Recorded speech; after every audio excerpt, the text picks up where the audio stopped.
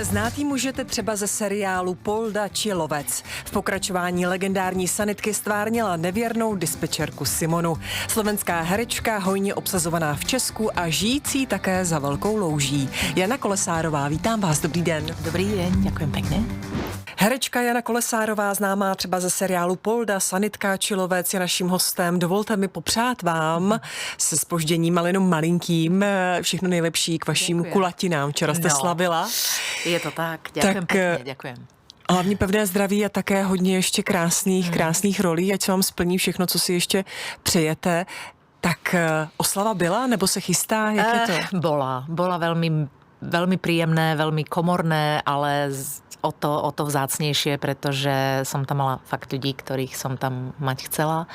A ešte sa to zopakuje asi o mesiac, pretože jak som na rôznych miestach žijem, kontinentoch a mestách, takže som to tak rozdávkovala trošku. Takže ešte sa niečo chystá tak o mesiac. Ano, že na Slovensku. V České republice, na Slovensku tak. A ve Spojených státech amerických, tedy v Kalifornii, takže to vypadá na 3 oslavy. Uvidíme, možno len 2. Uvidíme. Měla jste nějaké speciální přání, nebo vy sama jste si udělala něčím radost?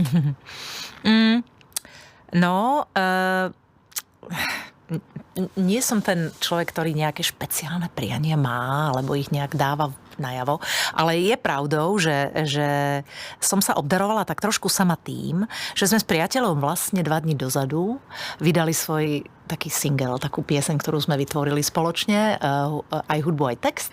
Takže som konečne vlastne našla odvahu to pustiť do sveta. A vlastne som si povedala, že sa tak trošku ako obdarujem touto piesňou. No. Tak to bolo také special pre mňa, sa povedať. Český rozhlas je připravený, tu píseň má, my si ji poslechneme, ale ještě ne teď a budeme samozřejmě o ní mluvit, o jejím vzniku, ale zůstaňme ještě u těch vašich narozenin. Bilancujete nějak? Otáčíte se zpátky, promýšlíte nebo koukáte jen a jen kupředu, dopředu? Snažím sa dopredu a tvoriť si tú prítomnosť tak, aby už naplňala tú budúcnosť, aby sa to nejako postupne pomaličky manifestovalo, tvorilo, takže snažím sa cítiť a premýšľať v prítomnosti tak, aby následná budúcnosť sa tomu podobala. No a tá minulosť, ako samozrejme, keď sú to veci pekné a keď sú to veci, ktoré mi ešte stále nejak ma ovplyvňujú momentálne a naplňajú a dodávajú mi energiu, tak si rada na to spomínam alebo na to myslím. Ale inak snažím sa naozaj pozerať dopredu. Jak prožívala třeba své 20, také významné kulatiny Jana Kolesárová? 20? Když vám bylo 20. Byte srandu. Tak to To by som musela skutočne zaloviť v pamäti, ktorú ja nemám úplne dosť dobrú. Musím povedať, že ja mám ako malé výpadky, ale tak to je ako bola som ešte na škole, VŠMU Bratislava, v takom vlastne opare divadla a tvorby divadelnej, takže asi nějak v tom kruhu to tam, ale úplně presne si to nepamätám. Spíš mě zajímá, protože jste říkala, že teď už si vlastně žádné konkrétní přání, konkrétní přání nemáte. Obdarovala jste se písničkou, tak ve 20 letech ta přání přeci asi jen byla trochu jiná než o 30 let později.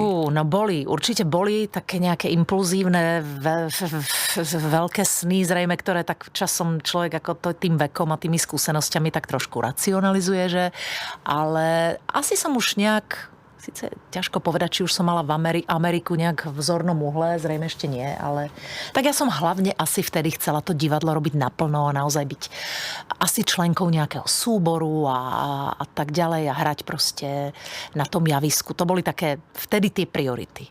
Lebo vlastne som končila vysokú školu a mám pocit, že tak to bolo. Ale možno si vymýšľam svoje vlastné vzpomínky. Ono sa to často deje. Ale vám se to naplnilo. Vy jste hrála nejprve dokonce i ve Slovenském národním divadle, pak jste ale zamířila do Spojených států amerických. Áno. Tak ja som tak rozohrala to rôzne, na rôznych javiskách, jak v Astorke, tak v Radošinskom národnom divadle, na Novej scéne. Tak som hosťovala rôzne a bolo to fajn. A zrejme by to tak nejak aj ostalo, byť zostanem na Slovensku, hej. Ale áno, tak potom sa ten osud nejak otočil a moje cesty viedli nám, takže tak, V Alex a host si povídám s herečkou Janou Kolesárovou, která svůj čas dělí mezi bydlení v Kalifornii, netradičním bydlením tady v Praze, a to na houseboatu, a také na Slovensku. Tam bydlíte v Bratislavě? Na Slovensku, když jedete?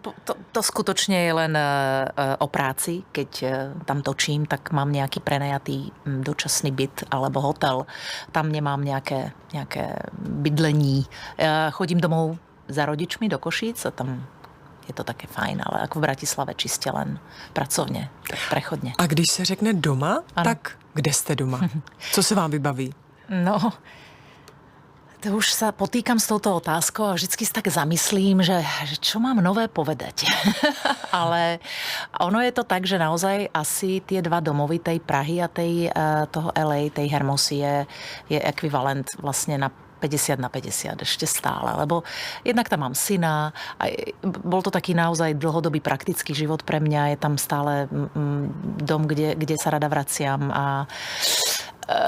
ale ako náhle prídem sem, tak už pocítim ten domov tu. Takže ono má to takú striedavú hodnotu ešte a uvidíme, kedy sa to preklopí. No. Možno už čoskoro, keďže syn študuje a už ide takú vlastnú linku, už nie je doma, tak asi zrejme tá Praha už potom bude väčším, dlhodobejším a trvalejším domovom. Má váš syn vůbec nějaký vztah ke Slovensku? Nebo Československu? Má vztah jako s někou holkou? Tak... Až tak do detailu nemusíme zacházet. Určite má, pretože ja som sa snažila ho sem vodiť každoročne na 2 tie letné mesiace prázdnin, kedy mal voľno a kedy trávil čas vlastne s rodinou, s babičkou, detkom, bratranca a tak ďalej na východe. Takže má, veľmi silné puto. Ako žiť by tu asi nechcel a zrejme by mu to nedávalo zmysel, ale rád tu chodí a vie jazyk, takže sa cíti, že ako rozumie tomu okolie rozumie jemu a má to rád. Takže slovensky hovorí. Hovorí. A vy spolu hovoríte ako? My spolu hovoríme. Tak rôzne už to tak ako preskakuje, ale asi stále slovensky väčšinou. Tak a to bydlení na houseboatu tady v Praze, ano. To provozujete i teď během zimy? No. Znie to tak nepravdepodobne, že? Ale je to veľmi možné, je to veľmi príjemné. Nie je to tak romantické ako v tých teplejších mesiacoch samozrejme, ale je to možné a dá sa to, je to fajn. Všetky vymoženosti, všetky vlastne prostriedky na to, aby sa to dalo celoročne obývať. Takže nic vám nechybí. A v létě máte postaráno o dovolenou. Tak, no. Ono je to, tým, jak je to netradičné, trošku sa človek cíti ako v Prahe, ale ako keby mimo Prahu. Že je to naozaj, má to ten element tej dovolenky, ako keby stále. Že proste je v meste, ale ako keby nebol. Teď jste tady a když bychom vzali celý ten rok, jak to máte rozplánované? Kolik času třeba trávíte ve Spojených státech? Co tam vlastně i děláte? Si točíte? Nebo herectví si necháváte až sem? No. Bolo to tak, že ja som svojho času tam točila dosť. Aj som mala tak rozbehnuté rôzne veci, agentúry a reprezentáciu a trošku divadlo aj. Ale ono to potom vlastne začalo byť taký konflikt zájmov tým, že tu sa rozbiehali veci a tu boli dlhodobejšie projekty, väčšie projekty a ono to nejak už proste nešlo zladiť. No tak ja som to tam pozvolna nechala. Ani ma to veľmi nemrzelo, pretože tam samozrejme ten status tej herečky bol taký vždycky veľmi komplikovaný a náročný, ako toho snaženia sa, dokazovania. Toto bolo také zrazu príjemnejšie, jednoduchšie. Tak tam som vlastne ostala žiť trošku iný spôsob života jogy, života workshopov, ktoré ráda robím tam vlastné a vlastne taký rodinný život. No. Herečka Jana Kolesárová se českým divákům zapsala do paměti rolemi v seriálech Polda, Sanitka 2, také Lovec. Byla to právě Sanitka, kdy jste se více představila nebo měla větší možnost se představit českým divákům. Áno, myslím si, že to bol taký prvý väčší projekt po Cizincovi a Krásne paní, ktorá bol taký ako televízny film, veľmi pekný. No a potom ma oslovil Filip Renč, ktorý tak rád hovorí, ja som ťa objavil. Hovorím, dobre. Ale určite, každopádne to bol on, ktorý ma tak ako mi dal tú príležitosť v tomto vlastne veľkom seriáli, dá sa povedať. Áno, tak to začalo. Moja láska k Prahe. Tak hrála jste tam takovou nevěrnici, nevěrnou manželku Pravda. Simonu. Jak se vám ta role zamlouvala? Tak bolo to už niekoľko tých... Človek je vždy odvážnejší v tom mladšom veku, že taký ako drzejší, sebavedomejší si myslím v istých veciach. Ale... A tak, no, nebolo nič... tak by som to nazvala, no. Veľmi príjemná osoba to nebola, tá Simona. Takže človek sa proste musí tak nejak ako s tým stotožniť na nejakú dobu. Ale o to je to vlastne väčšia sranda, pretože keď človek s tou postavou nemá vo svojej podstate toľko spoločného, tak vlastne je to taká väčšia radosť to hrať. Si myslím, je to také zrazu, tam môže načrieť na chvíľku, na nejakú dobu, dočasne. Si to vyskúšať. Si to skúsiť, presne tak, akože, a potom zase rýchlo z toho odísť. Tak a měla jste s tou rolí i třeba nějaké peripetie, mimo to, že zkrátka některý z diváků nedokázal oddělit tu Simonu od Jany Kolesárové? Narazila ste na niečo podobného? Ono sa vždy... Nadával vám niekto? Nie som úplne svedkom týchto vecí, hlavne vtedy ešte tie sociálne siete neboli v takom rozmachu, čiže tie komenty a všetky tie veci sme až tak nesledovali, aspoň teda ja vôbec nie. Tak len si pamätám na pár takých poznámok, dajme tomu susedka mojej babky, Roztomilé, to bolo, že také zlaté, dobré, milé dievča to bolo, takto ste ju vychovali. No takže, že chudinka tá sa o toho vôbec nevedela odprostiť. Tá babička si musela to nejako vysvetľovať, že to len hrám a že to tak nie je, ale ona si proste nebola ochotná pripustiť, bola sklamaná, že jak som to vlastne dopadla. Tak, nicméně Sanitka 2 vlastně navázala na ten legendární seriál, na Sanitku z roku 84. Sledovala jste ji tehdy? Sledovala, no ja si myslím, že kdo nie, že? Tak Nemocnica. Byl to vlastně československý seriál. Áno, to bolo naše detstvo, no. Samozrejme, takže ja som vlastne bolo to samozrejme taká veľká zodpovednosť, lebo vedelo sa, aký dopad mal tento seriál, tá jednotka na spoločnosť a vôbec aký slávny projekt to bol. Takže sme všetci mali trošku rešpekt, ako to pojať a jak to vlastne a ako vo finále dopadne, no ale bolo to veľmi, veľmi, veľmi milé, veľmi príjemné, náročné, hej, pretože tam bola naozaj taký výkvet hereckých osobností a zladiť to všetko takže nemal to ten Filip jednoduché, ale a samozrejme on je, hej, ako maximalista a proste v niektorých veciach proste chce fakt skoro nemožné. Takže no, ale bol to zážitok. Jak se vám točilo s Filipem Renčem? Vy jste potkala spoustu našich známých režisérů, ať to byl Filip Renč, Jiří Strach, Jan Hřebek a tak dále, ano. Jsou nějaké významné rozdíly? Tak ono, samozrejme, každý človek iný príbeh, že iná povaha, iné metódy a tak ďalej, takže ja som zatiaľ ale musím povedať, že som veľmi vďačná za týchto režisérov, s ktorými som mohla dosiaľ spolupracovať. Každý ma niekam posunul, každý mi niečo ako keby ma nejak obdaroval herecky, aj bytostne, aj ľudsky.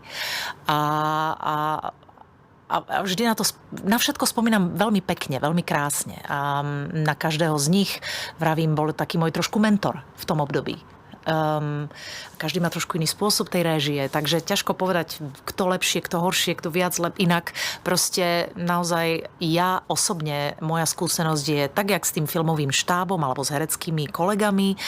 Zatiaľ, musím poklopať, mám veľmi príjemné zážitky. Hej? Lebo človek naozaj ako si myslím, že chce sa cítiť príjemne jak pred, tak aj za tou kamerou, aj popri tom, že pre mňa to je veľmi dôležité, tá sociálna stránka, tá ľudská stránka toho. A špeciálne, keď je zasnúbený s tým projektom na dlhú dobu. To je taký malý marriage, taká malá svadba vlastne. Jako třeba s Poldou. To byl také pořádný 7 sezón. Takže človek ja veľmi vždy túžim potom, aby to malo ten súlad, tú symbiózu a to priateľské príjemno. Nie len vlastne, hej, potom na tom plátne, ale aj nejak mimo. A našťastie to tak je zatiaľ. V Alex a host si povídám s herečkou Janou Kolesárovou, která je dobře českému divákovi také známá ze seriálu Polda, kde jste hrála s Davidem Matáskem, jste tam hrála psycholožku. Ano. Psycholožku. Tak. A Mluvíte tam slovensky, stejně jako v Sanitce, ale jsou některé snímky, kde mluvíte česky. Ano. To vám řekne režisér, tady budeš mluvit česky, ten vám řekne tady slovensky. A když vám řekne česky, tak co to pro vás znamená?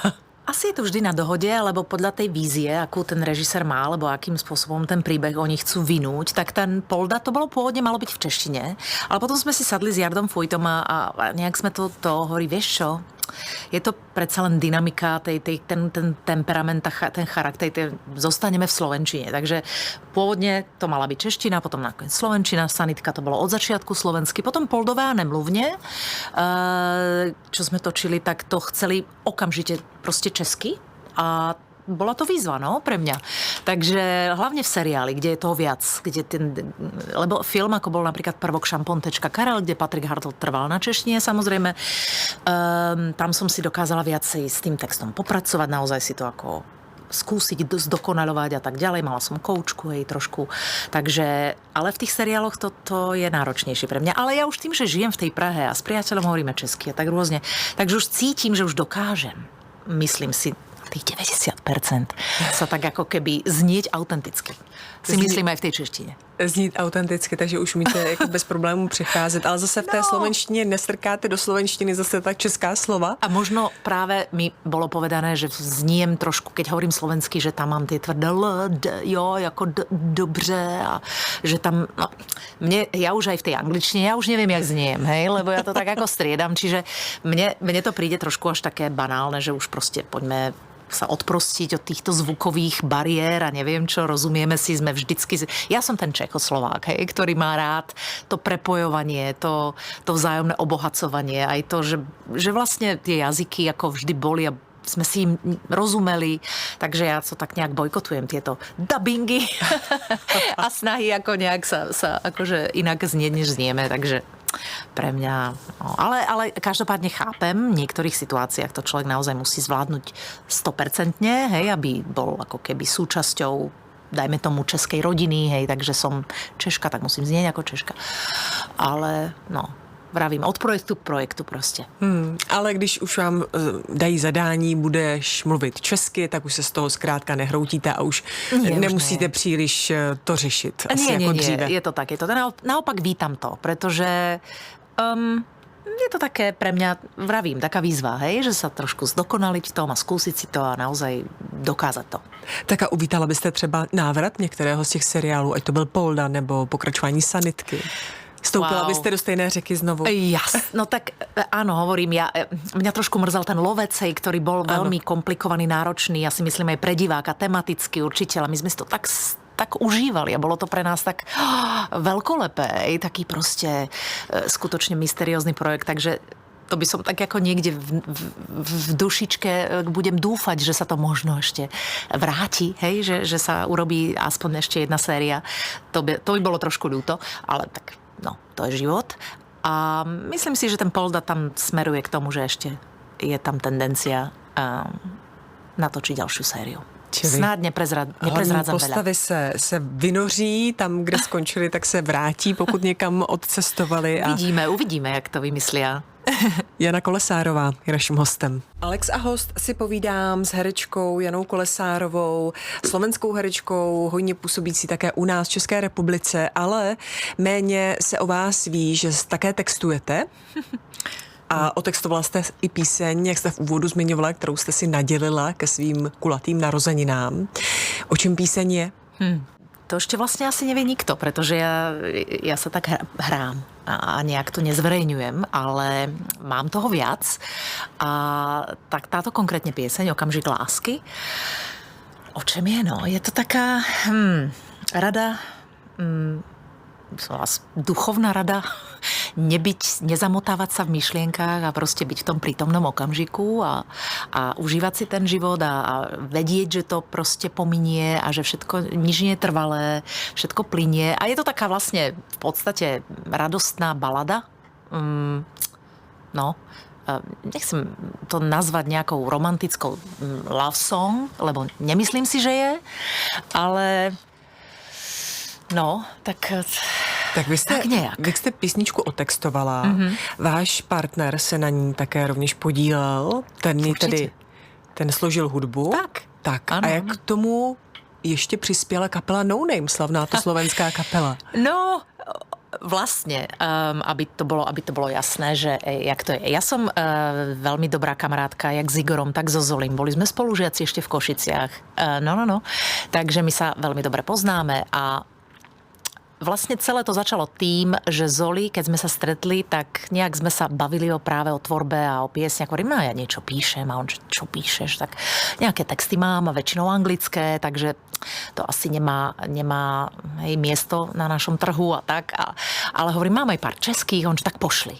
No a poslala som mu jednu pieseň, ktorú on do 2 dní, myslím o 3 ráno mi posiela demo, že ho napadla fantastická ako k tomu hudba a to nebola táto pieseň, to bola pieseň, ktorá vo finále skončila u Terezy Maškovej, ktorý ja si myslím, že je to ako je jeden z hitov, dá sa povedať. Takže táto pieseň prišla odo mňa, potom sa toho chopil Igor Timko a samozrejme zasiahol do toho textu markantne. Akože sme tak akože kolaborovali na tom texte, pretože on vie, čo robí, vie, ako sa tie veci píšu a tak ďalej. Takže on ten text trošku zmenil.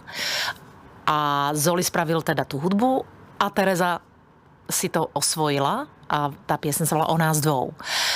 Takže to bol pôvod, to bol vlastne začiatok. No a potom Zoli, tak čo máš ďalej a píš ďalej. A ja nie som v tom veľmi odvážna. Ja som vlastne taký ako absolútny amatér a začiatočník v tomto a tie texty ma bavia písať, ale vždycky by som ich radšej niekomu darovala.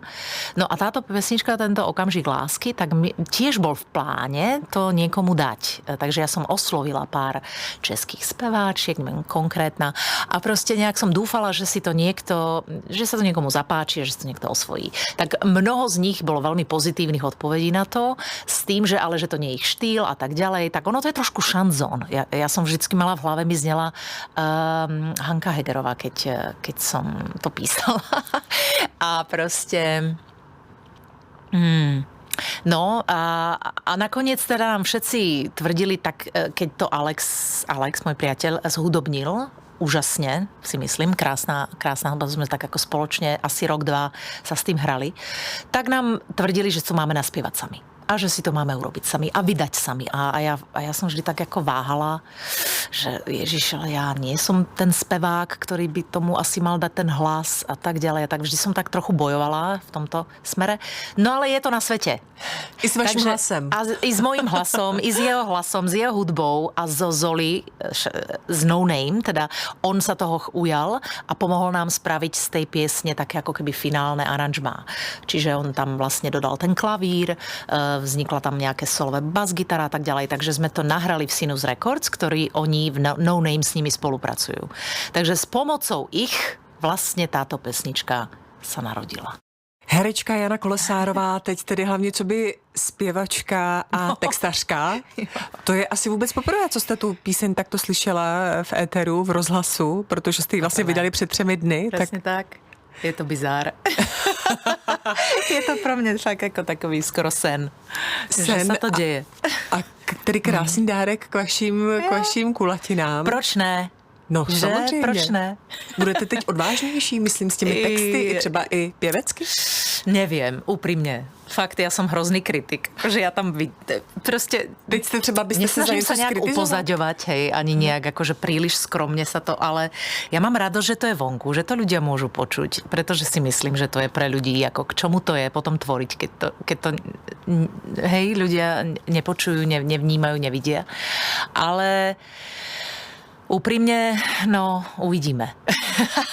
Asi zostanem pred tou kamerou radšej, než pred tým mikrofónom. No, říkal jste, že lidé to mají počuť, tak byste měl otevřít ten šuplík a vyndat ty tajlší texty, které tam máte. Presne, keď ma niekto osloví, alebo bude sa niekomu zdať, že by chcel odo mňa text. S radosťou sa o to pokúsim. Ale neviem, no uvidíme. Ako máme ich viac tých piesní, máme ich viac tých textov, už aj hudby, ako ten môj priateľ Alex naozaj je veľmi talentovaný hudobník a skladá fantasticky, takže uvidíme, no. Asi pôjdeme ďalej. A textovala jste třeba i na hotovou skladbu? Nebo zatím jenom jste napsala text a pak ho někdo zhudebnil? No, presne tak. Opačne sa mi to ešte nestalo. Ani neviem, ako by som k tomu pristupovala úprimne. Takže vždy som nejak mala nejaký tie lyrics, proste nejaký text a niekto to zhudobňoval. Umíte si představit třeba jaké zpěvačce byste dokázala napsat text? Potřebovala byste ji třeba nějak blíže poznat, nebo to není úplně potřeba? No uvidí, neviem. Možno áno. Tá inšpirácia vždycky príde tak nečakane a ja asi, je pravda, že nie som ten spisovateľ alebo tvorca na hodinu, že človek dostane tú zákazku. Vždy to bolo nejakým v mojom vlastnom časopriestore, že to proste prišlo, napadlo ma to a dala som to na ten papier, takže kto vie, kedy by som mala nejaký ako konkrétny termín a nejaké zadanie, či by som vôbec dokázala ako niečo vytvoriť. Možno ani nie, neviem. No. A pak byste třeba něco vytvorila a ten text by byl tak krásný, že byste ho nechtěla dát z ruky a sama byste si radši naspívala. No. to už fakt... No. To už je na ďalší rozhovor, si myslím. Opustme teď vaši uměleckou dráhu a vy jste zmiňovala hned v úvodu, že v Americe už tak jako nepříliš pracujete, ale třeba se věnujete i józe. Áno.